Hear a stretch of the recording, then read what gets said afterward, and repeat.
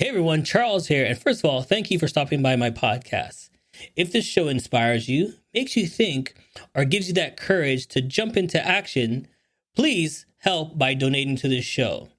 Click the link in the description and donate. Your donation helps us with production and finding great guests moving forward. Thank you and enjoy.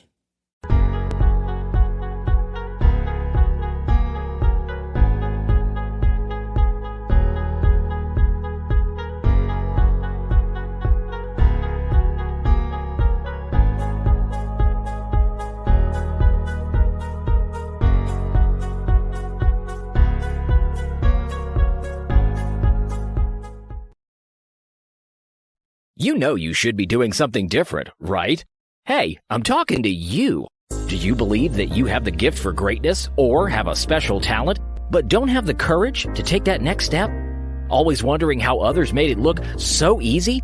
Well, welcome to Jump, the show that will bring you special guests just like you and me. How did they get the courage to jump into greatness? Doing what they love and living the good life. So, get ready to jump with your host, Charles Matthews Jr. Yes, good morning. And hey, everybody, and welcome to the Jump Podcast. And it's the podcast version live. Yes, you might be wondering, where's your face? No, we give you the opportunity to just plug in, keep working away, and just listen and just want to know what we're all about. Today's guest, I'm kind of excited about this. And I was like reading the background. I'm like, I don't know how I'm going to bring him on. I don't know which direction we're going to go because it's about addiction. And everybody's got sort of type of addictions and how do you fight your addictions. But this gentleman right now, I've been doing some research, is all over. I'm so glad to have him on the show. Please welcome my special guest. How you doing, sir? I'm good, Charles. How are you? I'm good, man. I'm good. I don't even know. Like, I'm so excited to get started. I'm getting tongue-tied on my own self here. Okay. So before we go in, give us some background. Please introduce yourself. Yeah, so you gave a great preface there. I help people work through their addictions. Specifically, I work with guys dealing with addictions that are specific to guys. So that's a bit of a narrow scope, but there's a plethora of issues that fall under that umbrella. And I don't just do this out of a place of passion or education. I do it out of a place of conviction because I've been through addiction myself. I struggled with porn addiction for 15 years, and it wreaked havoc on my academic pursuits, my relationships, my spiritual life. Pretty much everything was affected. And so I made a decision when I was struggling and trying to get free that one day I would figure this thing out. And then I would do everything in my power to help as many other people as possible get free as well. So it's taken time to get here, but eventually I have made it to this point where I'm able to do this full time and help other guys get free of addiction. All right. So let's get into it. But let's get some background on you. Born and raised, where are you from? We were joking around before about Brampton and all that, but I'm actually born and raised in Regina, Saskatchewan, if you can believe that. Okay. So yeah, my dad was a pastor, and in those days when you were a pastor, sometimes they would tell you where you started after you got ordained. So that's how we wound up there. But I was born and raised there until I was 12, and then we moved to St. Catharines, Ontario. That's where I did high school, did university. All of my education was there, and then I worked in Toronto. Did live in Brampton for a while, yeah, I've kind of bounced around a little bit, but that's kind of where it started geographically, or that's sort of my journey. Educationally, my interest has been in mental health since a young age. I lost a bunch of friends to suicide in high school, and really just I think pledged at a very young age that like I was going to give my life to make other people's lives better. I just the tragedy was so significant and horrific, and I really wanted to do everything I could to help other people not go through some of my own hardships. And yeah, like I grew up in kind of a very spiritual home, my dad being a pastor and everything else. And so always kind of worked through the spiritual aspects of this as well, whether it was addictions and mental health or something different. But yeah, that's a little bit of my background and my journey. And it's really, my initial goal is to become a psychiatrist, and I kind of chose a different path somewhere along the way there, and kind of wound up doing addiction stuff like I'm doing now. So let me ask you this straight off the bat. How did it start? Okay, so you said you had the addiction to what age were you? who got you into it? Because they always say an addiction, oh, somebody got him into it, or he was never like that. You know what I mean? Somebody had to show it to him, or someone had to give it to him. Yeah. How did it So start for you? okay, so like I said, grew up in a really good home, and like attended Christian schools, all that kind of stuff. Like I had everything set up for me to make pretty good decisions in life, I would say. And it was in the computer lab of my Christian school where I first got exposed to pornography. I was 11 years old. My buddy was like, "Hey, he played like high level soccer, high level for like, a 12-year-old. But he was like, "Hey, my buddy told me to check out this website." It was very innocent sounding. So we go to the website and I didn't even realize what I was looking at. Like I didn't know this stuff existed. I didn't even really understand it. I was only 11 years old. And we were like both kind of shocked by what happened and, tried to cover up the screen. We were in the computer lab, like a public place, and trying to hit the power button. That was back in the day when, you had the big computer monitor with the big circular power button on the front. And so it's kind of that moment of panic. And honestly, it was a very like innocent, unassuming moment. And it wasn't like I was instantly hooked. It was a gradual thing. Like it just kind of lingered in the back of my mind. And eventually I kind of got curious and just started looking around for it. And it was a very gradual thing. But by the time I was in high school, it was regular. And by the time I was in university, porn was something that I used as a reward for my long days of hard work and volunteering and all that stuff I was doing. And it was also medication to cope with the stress and the anxiety that came with just all of my endeavors. So that was a little bit of the journey there. So it's a by accident kind of thing. You see it, and as young boys, when we see things, we're curious. We're like, oh wow, okay. It's like looking around for the teacher or the principal. We're like, what was that? Okay, but then you're like, what did I see? You know what Exactly. I mean? What was that? I'm like, they say it, they talk about it, but it's not like ooh, and I guarantee it's a woman, not young teens, not young girls. So we know it's like, oh, we're excited to look at it. But then how do you know that you're like, it started to go too much?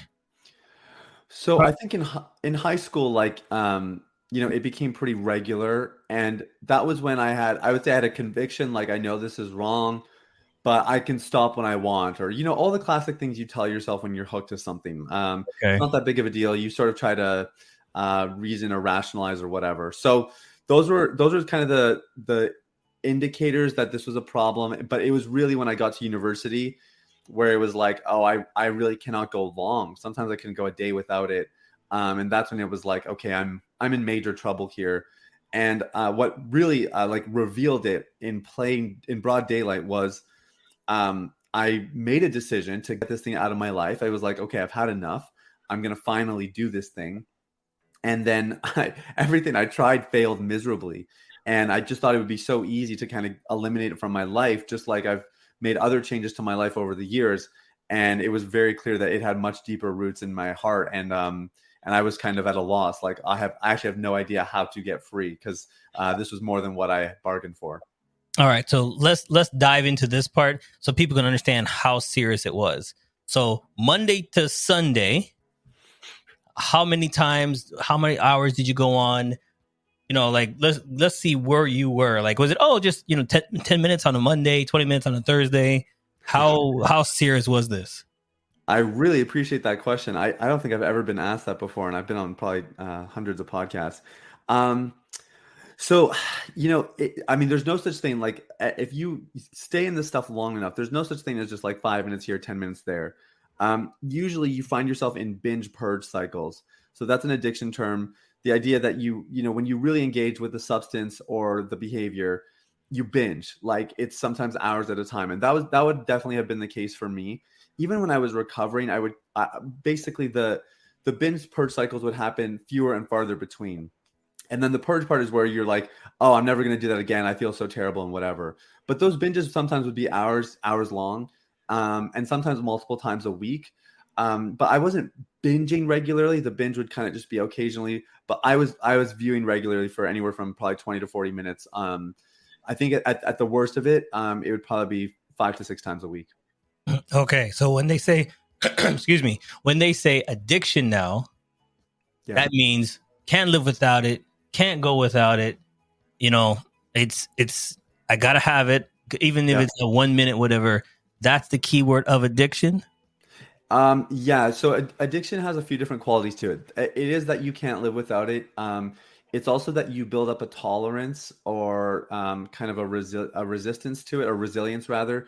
So it's the guy who starts with like they call it gateway drugs. So you start with something soft, but then that doesn't have the same effect after a while. So then you engage in riskier behaviors to keep getting that same experience. So those are some of the markers of addiction, and then how long you can go without it is definitely a telltale sign. um, so yeah, all of those factors were at play. I would say I'm quite fortunate that I didn't ever get into super risky behaviors. Like if you look at so like this is an extreme example, but Ted Bundy, Mhm. in one of his documentaries or one of his interviews, he actually talked about how he traced a lot of the origins of sort of his erratic behavior to watching pornography. And Mhm. so, again, an extreme example, but an indicator that this kind of stuff can lead to worse and riskier behaviors. And fortunately for me, it never turned into that. I had those thoughts for sure, but I never acted on them. But those are kind of the markers of addiction, and they're quite rampant when you can or when you're watching pornography on a regular basis. Okay, so now we know the levels. Now we know what you went through. But then, like every addiction, they always say it affects something else. So Yeah. tell us, what did it start affecting you, and when did you see it? Because that's the thing. It could be affecting you, but if you don't see it and don't know that it's affecting you, other people have to tell you, you missed the paper. Oh, you missed being in class. Oh, you missed this. When did things start to affect you? Yeah, it's a great question, and it is one of the markers I failed to mention in the previous question there. Because yes, when you start to, underperform, or you're not showing up for your friends the same way, another really clear sign of addiction. And so for me, I still performed well academically. Like it would be much more like the classic story of the person who just seems to have it all together, but then you find out underneath the surface like there's a whole mess. Where it started to kind of seep into my life was a bit in my spiritual walk. So really feeling like the shame that comes with that problem, and the hopelessness of not being able to be free, even though I know I should be, and it shouldn't be this hard, and whatever else.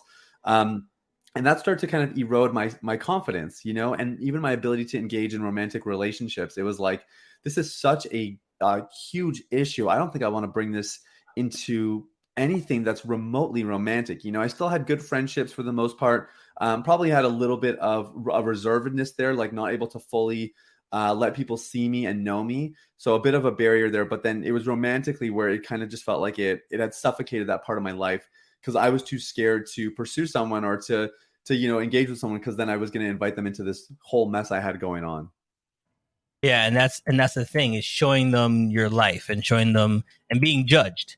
That's Yeah. another thing, is no one wants to admit it, because they're like, well, they're gonna judge me and they don't know what I've been through and how to get over it. So how did you know it's time to tell somebody? I think I knew it pretty early on. Like I had tried a couple things on my own, like willpower and an internet filter, and just little things, little gimmicks like that.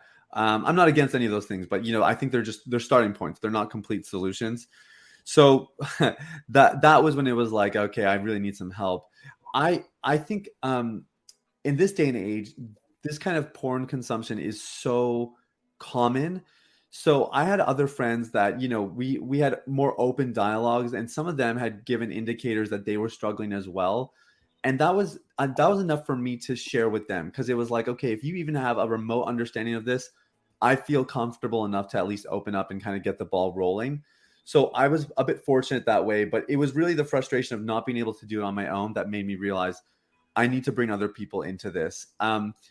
The mistake I made was that I reached out to people who were also struggling. So that only goes so far, because they can kind of help dissipate some of that shame, give you a place to speak openly. There's a degree of understanding, but they can't help you get free, because they don't know how to do that themselves either. So I probably spent a little bit too much time just thinking that was going to get me free.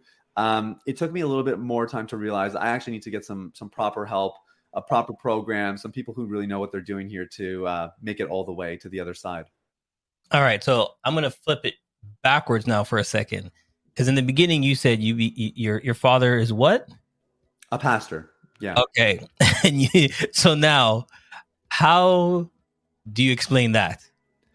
how did you talk to him about that, or the family about that? Because that, for me, I'm like, oh man, I gotta tell my dad about this. I gotta, you know what I mean? Like, it's like, how do you explain that? Yeah, I think it's worth mentioning, Charles. Like when you grow up in the church, you you have a degree of shame attached to sexuality, generally speaking, because most of the messages are from the church are like, sex is bad until you get married, then it's Yep. great. Yep. Um, and it's like, yeah, you spend, the first 20, 30, 40 years conditioning yourself that sex is bad, and then suddenly you're supposed to just flip a switch and enjoy it. Yep. Um, and a lot of that sexual shame then makes you feel bad when you start to have these curiosities and experiencing arousal and things that are just normal parts of our God-given bodies, but we don't have the tools, or we don't have a framework to really handle it. Instead, we just try to stuff it down, and eventually it surfaces one way or another. So that was my experience, and that was amplified by being a pastor's kid, because the standards are higher for pastors' kids, right? Whether it's spoken or not, there's kind of an understanding that like you're going to be the poster child, and when you can't live up to those expectations, like it's kind of debilitating, right? Yep. Yep. Yep. So that was all there, and it made it that much harder to have a conversation with my parents about it, because I didn't know how they were going to respond. I will say I was pretty sure that they would love me anyway, but I didn't know how disappointed they would feel. I didn't know if maybe I don't know, like maybe they would start to think differently of me.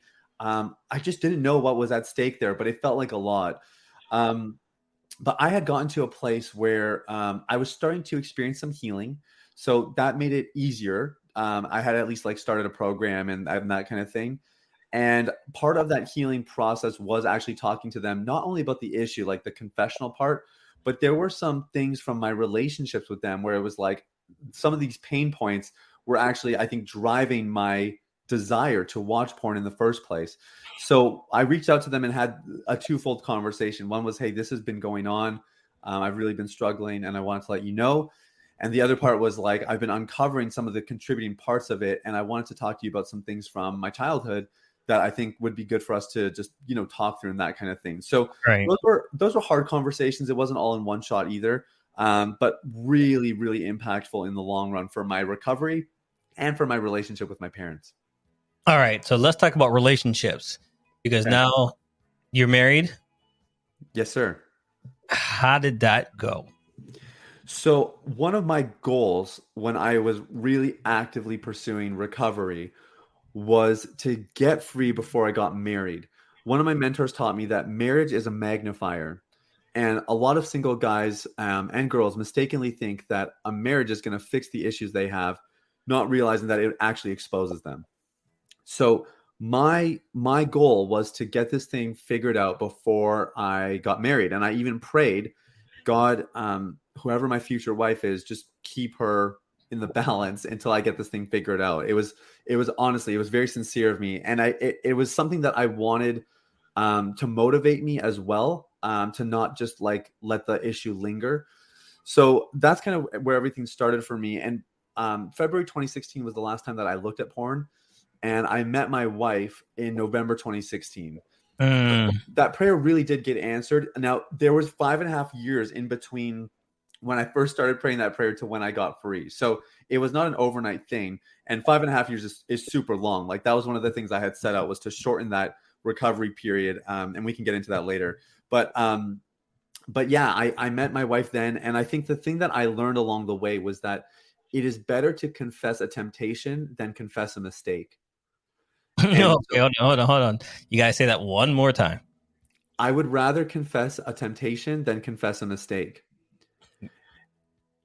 So a Okay. lot of people are just so delinquent. They wait for, and myself included, like look at how long I waited before I actually got the help I needed. I wasn't going to do that again. And I certainly wasn't going to let that ruin my marriage.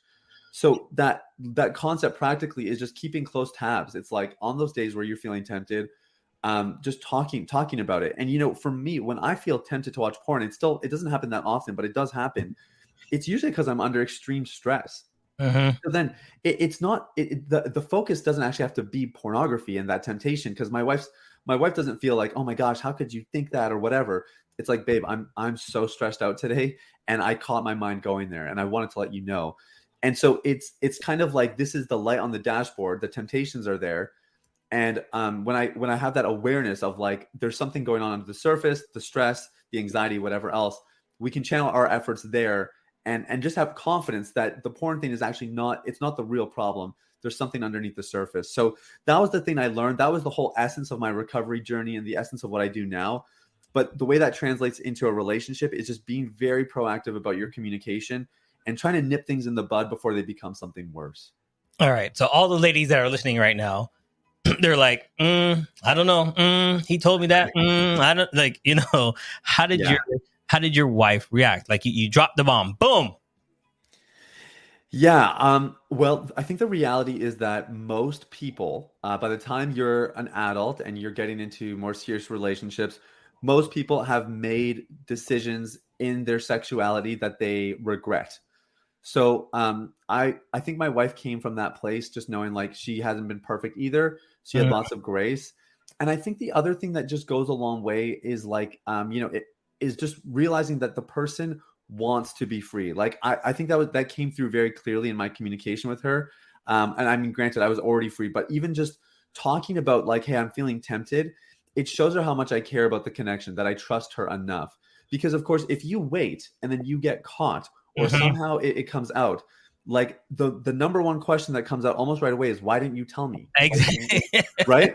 So you can't have both. Like you got to pick one or the other.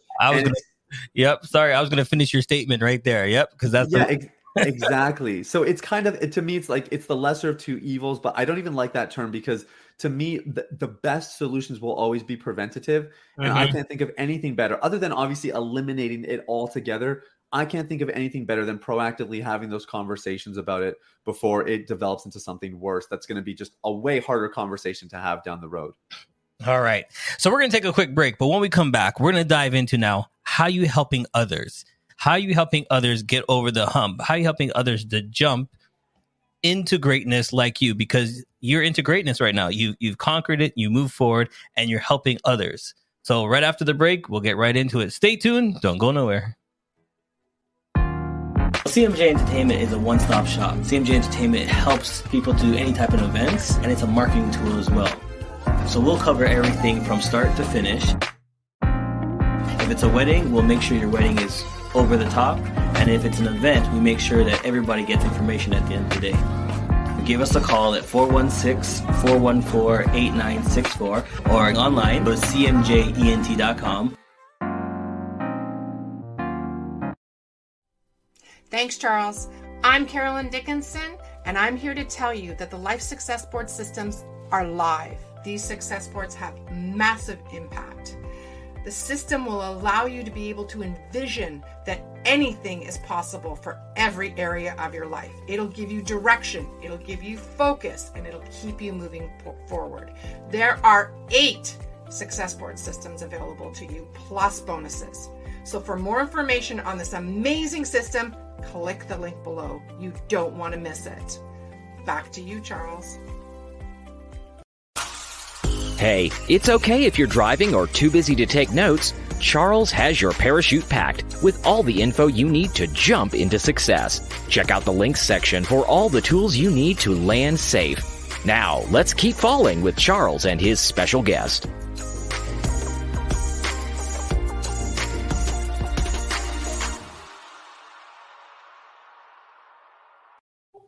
Yes, we're back with my special guest. And, we're talking about addiction, what to do, how to get over it, moving to that next level. So before the break, I asked you, how are you helping others now to jump to the next level? Yeah. So when I got free, I made it just an idea planted in my heart that I was going to help others get free as well. I waited a long time because I had bouts of freedom before and eventually relapsed. And I really wanted to make sure this was for real. So I was free for, I think, about 3 years before I really ventured out into this. And what I've basically done is merge my training. So I have a background in the sciences. I was also trained to be a pastor. So kind of mixing the spiritual components with the research to design a program that is going to give guys a comprehensive recovery experience. the basic mantra of what we do is that all behavior is rooted in belief. So a lot of people try to solve behavioral issues with behavioral solutions. It's installing an internet filter, getting an accountability partner, willpower, white knuckling it, bouncing the eyes. These are all behavioral solutions that work intermittently. But for long-term success, you have to address what's going on underneath the surface, as I've been talking about. And when you resolve those underlying issues, the behaviors take care of themselves. So that's kind of the deep clean methodology. And we really focus on a few particular areas where we find guys struggle the most. And when they start to get healing in those areas, then we find that they have a really very low relapse rate afterwards. So the thing is, how do they get in touch with you? Hold on. And I want to make sure you understand the question, because obviously they pick up the phone, they get the email. But when I say how do they get in touch with you, is what made them finally say, oh, I need your help? Or did someone how did they get in touch with you? Okay, got it. So a majority of them have just run into major crap, for lack of a better word. They did something dumb. Mm-hmm. And so, like I said, they either got caught, or some people have the wherewithal to be like, whoa, I crossed the line I never thought I'd cross. I'm going to get help now before this gets any worse. I don't want to be back there again. So like I've had a couple guys over the last year or two who it's like, viewing porn then led to paying for chat rooms, maybe hiring somebody in person, going to a parlor, that kind of thing. That's way more common than you think, because eventually porn it starts to kind of lose its zest and you look for something more. So that's very common. And I do have a smaller handful of people who reach out because they hear me on a podcast, they hear the stories, they can kind of see, oh my gosh, I didn't realize this is how bad it was, or this is where it's going. And they actually wake up and they get the help they need before it becomes something much worse. Okay. Yeah. And that's the thing, is knowing that people have an addiction, help them move forward. And even if you feel you have an addiction, it's not a shame to go get help. You know what I mean? No, it's not. It's the best thing you can do for yourself. And I think most people just wait way too long. And then the journey to recovery is longer and harder as a result. So I always give kudos to the guys who are reaching out to me, because they can see where it's going and they want to stop it now. I think it takes a lot of maturity and a lot of wisdom to do that. But it's definitely the better way to be involved in our programs, for sure. Yes. Okay, so here it is. We're going to play a quick game. It's called Pick 3. I want you to give me 3 numbers between 1 and 10. I'm going to ask you those questions out of the blue into our discussion. Okay. Give me 3 numbers. So I'm just picking 3 random numbers? Yep, 3 random numbers between 1 and 10. 3, 5, and 8. 3, 5, and 8. Okay. What advice would you give someone trying to pursue a career similar to your situation? Just start. I think that's the biggest thing. So I love the intro that you played at the beginning of the podcast, Charles. And for me, that's what this was all about. Like I was working a 9 to 5 and had this passion and just decided to start somehow. Like just started talking about it on social media. Started creating a little chintzy program. Like it was nothing special, but each action led to a greater action, to a greater one. And now I'm able to do it full time. It took about 2 years to get there. And like I'm helping guys around the world now, and it's giving me all kinds of opportunities. I have a book coming out later this year. So I think the biggest thing is just starting and taking action, and not getting too attached to your vision, but just letting the vision drive you to take the next action. Nice. All right. Number 5. What have you read recently or listened to that really inspired you? Oh, great question. So, oh man. Okay. Well, I would say one thing that really helped me is Rich Dad, Poor Dad. That was a huge eye opener. That kind of ties into the stuff I was talking about before, like just taking action, really understanding how to build a lasting legacy. Super impactful for me in just the development of the program and all that kind of stuff. And I think on a personal level, I've read Think and Grow Rich. Again, another one. These are all like self-help business books, which is not necessarily the same avenue as my work, but really helpful for just getting the right mindsets and understanding the kind of core principles that drive people to be successful and to make a difference in the lives of those around them. All right. And this one is pretty simple, but where could people find you and listen to you? So yeah, the best way is probably my website, sathiyasam.com. That'll give you access to some free resources like our podcast, the New Man podcast, and the Ultimate Recovery Guide, which is just a little handbook that has my best practices for guys who want to get started in their journey to freedom. And if somebody is out there and you're really looking to commit to a program, you've had enough and you've decided it's time, definitely go to my website. You can book a time with me. We can jump on a call. I can hear a little bit more about your situation and what you're at, and we can see if there's a solution moving forward. Perfect. All right, I'm gonna add a bonus question in here if you don't mind. Please. All right. If you were in my shoes, what question would you ask yourself that I didn't ask you? What is the most important part of recovery? What's the most important step? And the answer is so I don't know that there's just one step. I would say if you want a starting point, though, you got to talk to someone. That's like the one step everybody needs to take. You got to reach out and start talking. And then our program is built on basically 3 pillars, which is developing self-awareness, recovering from wounds of the past, and building a godly identity. And if you can get those 3 things intact, you're going to have a pretty good shot at success. There you go. And to me, if you people research you, you're doing a great job of that success. You are moving forward. You took the chance and jumped. So, my friend, I appreciate you coming on the show today. It's been fantastic. It's been my pleasure, Charles. Thanks for having me, and thanks for all you're doing.